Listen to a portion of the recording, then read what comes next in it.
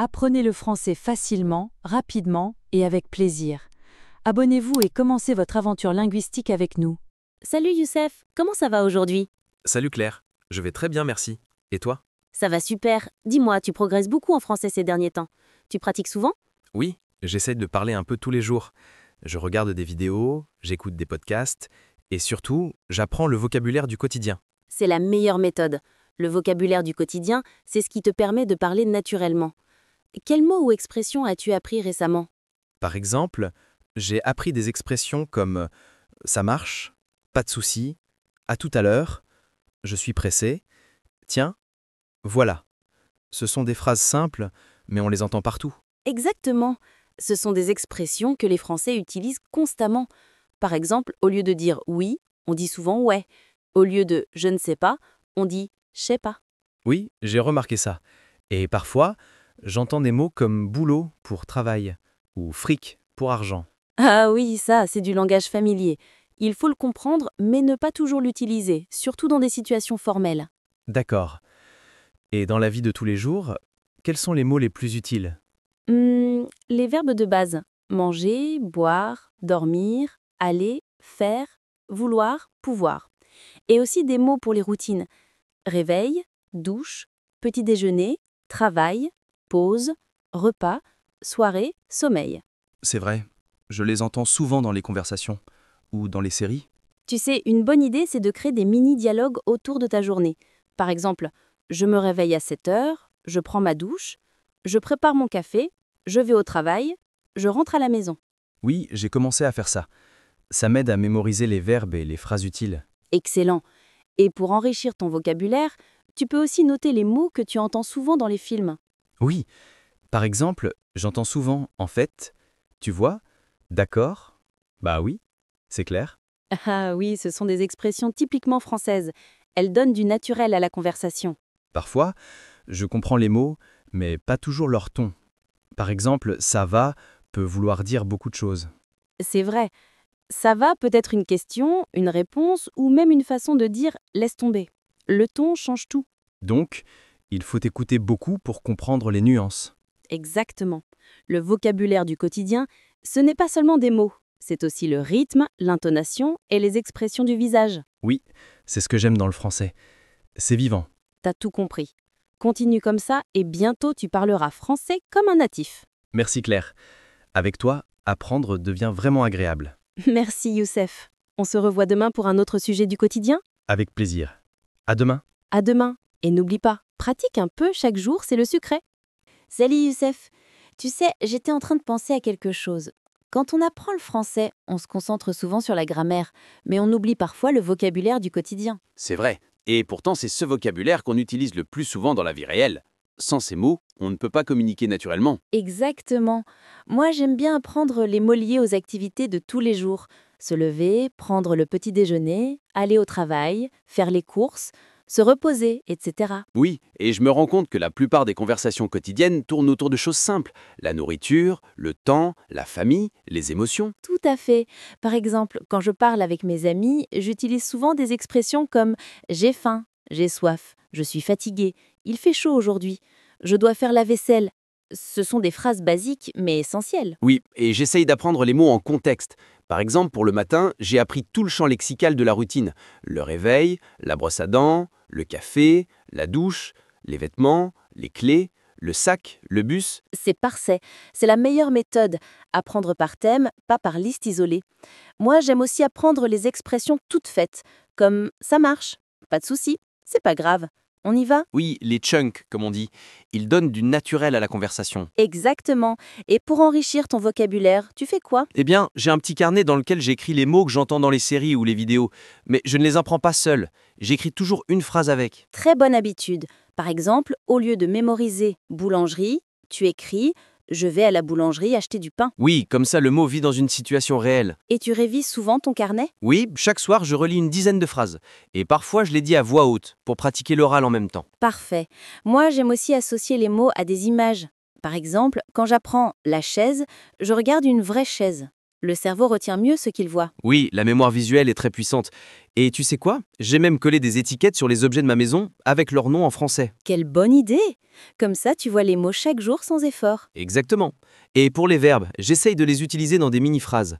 Je range ma chambre, je prépare le dîner, je nettoie la table. C'est excellent.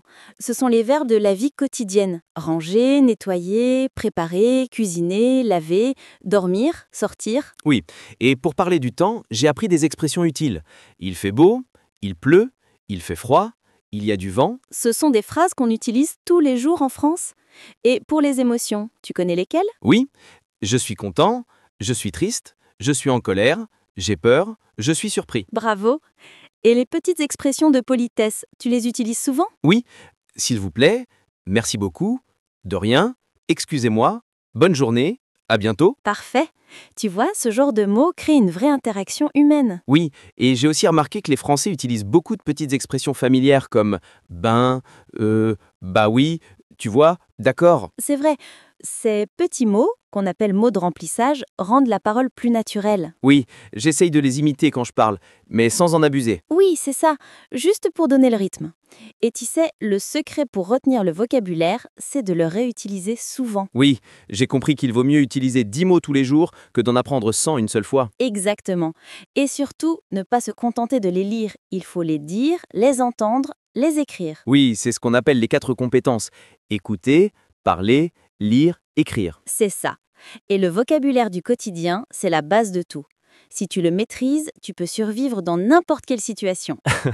Oui, et même en voyage, avec quelques mots essentiels, tu peux tout faire. Commander au restaurant, demander ton chemin, faire des courses. Exactement. Et plus tu les utilises, plus ton cerveau les automatise. Oui, c'est comme une habitude. À force de les répéter, ils deviennent naturels. Tu progresses vite, Youssef. On voit que tu prends le français au sérieux. Merci Claire. Mais tu sais, j'aime cette langue. Chaque mot a une musique, a un charme particulier. C'est vrai. Et le vocabulaire du quotidien, c'est la porte d'entrée vers la vraie vie en français. Oui, et grâce à toi, j'ai encore appris plein d'expressions aujourd'hui. Moi aussi.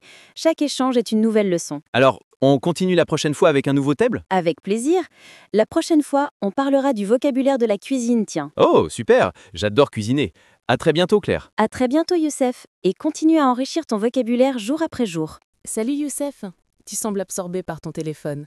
Tu révises encore ton vocabulaire? Exactement. Je me rends compte que connaître la grammaire, c'est bien, mais sans le vocabulaire du quotidien, on ne peut pas vraiment vivre en français. Tu mets le doigt sur quelque chose d'essentiel. Le français de tous les jours, c'est la langue vivante, celle qu'on entend dans la rue, au bureau, au café, pas celle des manuels. Justement, quand je parle avec des natifs, je suis souvent surpris par la quantité d'expressions idiomatiques. Par exemple, quelqu'un m'a dit l'autre jour « T'inquiète, ça va le faire ». J'ai compris le sens, mais pas la nuance. Ah oui, c'est typiquement français. Ça va le faire veut dire que tout va bien se passer, mais avec une connotation familière et rassurante. C'est ce genre de tournure qui rend la langue naturelle. En fait, j'aimerais arriver à parler sans chercher mes mots, sans passer par la traduction mentale. C'est le stade où le français devient automatique. Pour y arriver, il faut t'immerger totalement. Écouter, répéter, observer, imiter. Tu connais la technique du shadowing? Oui, je n'ai testé. Je mets une vidéo courte et je répète en temps réel, mot pour mot. C'est difficile, mais incroyablement efficace. Exactement. Et en parallèle, enrichis ton vocabulaire contextuellement. Par exemple, au lieu d'apprendre une liste de mots, apprends-les en situation concrète. Si tu cuisines, note les mots liés à la cuisine. Si tu prends les transports, note les expressions que tu entends. C'est ce que j'essaye de faire. Ce matin, dans le métro, j'ai entendu un homme dire « Je suis crevé ». J'ai su que ça voulait dire fatigué, mais le ton, lui, exprimait un vrai épuisement. Tu vois, c'est ça la richesse du français. Le ton, les gestes, les implicites. Et puis, il y a les mots passe-partout. Truc, machin, bidule. Ils remplacent tout quand on ne trouve pas le mot exact. Oui, j'ai remarqué. Un ami m'a dit « Passe-moi le truc là », sans désigner quoi que ce soit, et pourtant tout le monde a compris. C'est ce qu'on appelle le langage situationnel. Le contexte donne le sens. C'est fascinant. J'aimerais aussi mieux comprendre les expressions figées, comme être à bout, tomber dans les pommes ou avoir la flemme. Ces expressions font partie du cœur culturel du français. Elles traduisent une manière de penser. Par exemple, avoir la flemme ne veut pas simplement dire être paresseux, mais plutôt ne pas avoir envie sur le moment. C'est donc une question de ressenti plus que de traduction littérale. Exactement. Et plus tu t'imprégneras du français authentique, les conversations, les podcasts, les films, plus tu développeras une oreille naturelle. Parfois, j'ai l'impression que le français familier est une autre langue à part entière. C'est vrai, entre le français soutenu, courant et familier, il y a tout un spectre. L'idéal, c'est de savoir s'adapter, parler naturellement sans être trop familier. Comme on dit, je suis fatigué à un collègue, mais je suis crevé à un ami. Exactement. La nuance sociale est essentielle. Et puis, le vocabulaire du quotidien évolue vite. De nouvelles expressions apparaissent tout le temps, surtout avec les jeunes. Sur les réseaux, j'ai vu des mots comme grave utilisés pour dire très, ou stylé pour dire cool. Parfait. Tu es déjà au courant du français contemporain. Et n'oublie pas les petits mots. Bah, ben, quoi. Ce sont eux qui donnent le rythme naturel à la conversation. C'est vrai, quand je les entends, j'ai l'impression d'écouter de la musique. C'est exactement ça. Le français, c'est une mélodie. Si tu veux parler comme un natif, il faut non seulement connaître les mots, mais aussi sentir leur rythme. Merci Claire, cette conversation me motive vraiment à continuer. Je suis ravie de l'entendre. Continue à t'exposer au français tous les jours, même 10 minutes. C'est la régularité qui fait toute la différence. Tu as raison, à partir d'aujourd'hui, je vais faire du français un réflexe quotidien. Voilà l'esprit. Et n'oublie pas, parler une langue, c'est avant tout oser.